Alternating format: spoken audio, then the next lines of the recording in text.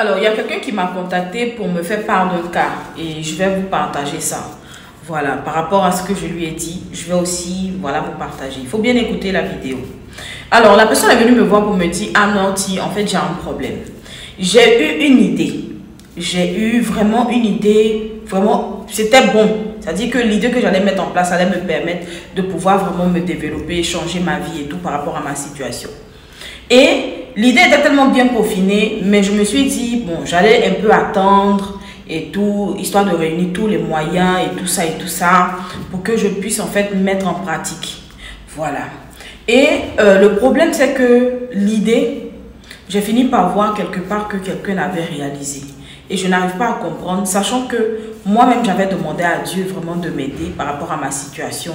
Et puis voilà, ça a été fait. Mais le problème, c'est que la personne a eu la même idée. Et là, aujourd'hui, je ne peux pas venir revendiquer en fait l'idée parce que du coup, genre, lui, il a réalisé et on ne se connaît pas. C'est pas pour dire qu'on s'est parlé et puis il m'a volé l'idée et tout et tout.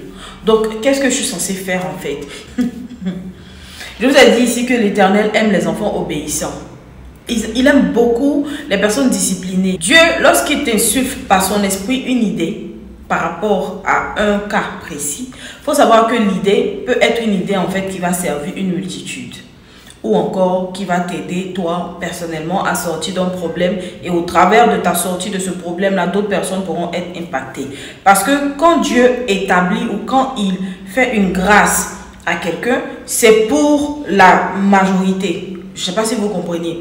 Dieu ne bénit pas pour une seule personne. Non, non. Dieu bénit une personne pour une multitude. C'est-à-dire, au travers de toi, tu es une source de bénédiction pour plusieurs. Même quand il donne des dons, c'est pareil. Au travers de toi, tu es une source de bénédiction pour plusieurs. Donc, quand tu te donnes une idée, en tant qu'enfant discipliné, il s'attend à ce que tu puisses obéir. Si tu n'obéis pas, il faut être sûr de quelque chose. La même idée, il va aller la communiquer à quelqu'un qui est beaucoup plus obéissant que toi. Lorsque la personne va développer la volonté de pouvoir réaliser cela, même s'il se met en action, malgré qu'il n'a pas tout ce qu'il faut, Dieu va harmoniser et faire ce qu'il faut. C'est pour vous dire qu'il y a beaucoup de personnes aujourd'hui qui sont passées à côté d'idées merveilleuses. Mais à cause de leur manque de discipline et leur paresse, ils n'ont pas pu réaliser leurs rêves. Moi, je le dis toujours, même pour les personnes en fait qui sont dans ma vie de tous les jours, moi, je dis que je vais pas à pas. Moi, je ne fais de course avec personne. Je fais les choses à mon niveau. Je me contente de ce que Dieu me donne aujourd'hui parce que je sais qu'au travers de ce qu'il me donne aujourd'hui, je pourrais faire quelque chose de plus grand. Et c'est ce que je dis à tout le monde. Aujourd'hui, tu as des jeunes filles qui veulent vendre, par exemple, et elles veulent tout de suite là que, voilà, on leur ouvre un grand magasin, une grande pancarte comme ça là, qui se dit, non, allez vraiment. Ça dit que apprenez à cultiver l'humilité, même dans l'entrepreneuriat. C'est-à-dire que l'humilité ne doit pas être que dans le comportement entre ton semblable, mais même dans tous les domaines de ta vie, apprends à pratiquer l'humilité. Parce que toi-même, ça va te servir pour plus tard. Ça va te permettre en fait de pouvoir apprécier chaque petit moment. La Bible nous dit que si vous êtes fidèle dans les petites choses, il vous en sera donné de plus grandes. Dieu regarde toujours. Est-ce que tu es content de ce qu'il t'a donné? Je vous donne un exemple. Imaginez un peu que vous prenez tout votre cœur, vous faites un bien, même si ce n'est pas un grand truc. Et la personne vient, vous regarde comme ça et dédain. Dans tout ça, là, c'est ça que tu as pour me donner. Comment vous allez vous sentir? Est-ce que demain vous aurez le courage de revenir faire du bien à cette personne? Je ne pense pas. Parce que vous allez vous sentir frustré. Vous allez vous dire que la personne n'a pas regardé en fait la considération que vous avez eue à son égard en venant lui offrir ce que vous lui avez offert.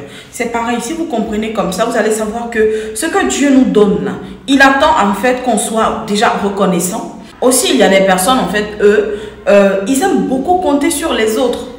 Ça, j'ai vraiment jamais compris en fait. Des gens qui aiment compter sur les autres. Moi, je vais en fait dans une culture où je ne m'attends à rien de personne. Je compte juste sur Dieu. Et c'est Dieu qui sollicite qui il veut en fait pour venir m'aider. Moi, je ne regarde pas ce qu'un tel a fait. Il y a des gens, aujourd'hui, ils veulent entreprendre. Il a dit non, que ah non, la personne là m'a dit, si, il va me donner. La Bible nous dit, maudit soit celui qui place sa confiance en un homme. Parce que vous savez, une personne peut avoir la volonté de t'aider. Ça, c'est pas un problème. Mais le souci, c'est que la personne n'est même pas... C'est que la personne n'a même pas contrôle sur le temps. Il y a certaines personnes aujourd'hui, là. Tout était planifié. La personne qui devait les aider, payer leurs études ou bien même payer leur voyage. L'argent était là, tout. C'est-à-dire qu'on a dit juste, attends demain, on va faire le dépôt, Et la même nuit, la personne qui devait décaisser là est partie de l'autre côté. Vous comprenez? Ça veut vous dire qu'en fait, il faut vraiment commencer à apprendre à compter sur Dieu. Mais pas compter sur Dieu de façon genre semblant dit, parce que tout le monde dit ouais, compter sur Dieu, on dit oui, on compte sur Dieu. Non, véritablement compter sur Dieu. Et mettre en fait l'homme en tant que, comment dire, en tant que l'instrument qui sera nécessaire pour que l'accomplissement de ton projet ou encore de telle ou telle chose en fait se fera dans ta vie. Mais le pilier central, le centre même, c'est Dieu. Et c'est lui qui sollicite qui il veut. Et là, je profite en même temps pour parler à ceux qui aiment se plaindre de tout. En fait, ils ont des choses, mais ils ne sont jamais satisfaits. Pour eux, ça dit, c'est jamais assez, c'est jamais bon, c'est jamais correct, c'est jamais écouté. Dieu n'aime pas ça. En tant qu'une personne, en fait, il faut que tu apprennes à toujours apprécier les choses que Dieu te donne. Il faut que toujours tu sois reconnaissant de ce que tu as. C'est dans la reconnaissance véritable que seulement tu pourras avoir des choses plus grandes. Il y a des gens aujourd'hui là, ils ont une vie, hein, leur vie ça va, c'est pas que ça va pas. Mais ils vont s'asseoir, ils vont commencer à dire Seigneur, mais pourquoi tu as donné ça à l'autre là? Et puis moi tu m'as pas donné. Même dans l'église, il y a certaines personnes qui viennent. Oh, ma camarade est mariée, Seigneur. Ah, ma camarade est mariée, mais moi-même, je sais que toi aussi, tu as fait pour moi. Non, moi, cette pensée, personnellement, je ne l'aime pas.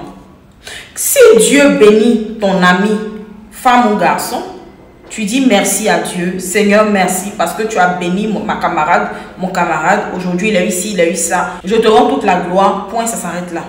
Mais les histoires de virgule, je sais que tu as fait pour moi aussi. Ça, c'est l'envie. Quelqu'un qui n'est pas envieux, il remercie Dieu pour la vie de son semblable et point. Et point. Ah non, Seigneur, accorde ma victoire. Seigneur, tu as fait pour l'autre, accorde ma victoire. Tu as fait pour X. Et puis on se dit qu'on n'est pas on est des envieux. Oui. Après, vous allez me dire non que c'est une manière de dire qu'on croit. On n'est pas obligé de prononcer. Dieu sait si on croit ou si on ne croit pas. On n'est pas obligé. En fait, pour moi, c'est comme si on limitait Dieu, on le rendait incapable en fait de pouvoir lire dans nos pensées. Si on n'a pas prononcé, il sait qu'on croit, il sait qu'on place toute notre confiance en lui. Il connaît notre vie et il sait ce qu'il a programmé pour nous. Donc qu'il bénisse Gertrude ou bien il bénisse, je sais pas moi là, X ou Y, ça change quoi? Tu bénis son nom, c'est tout. Ça s'arrête là, point.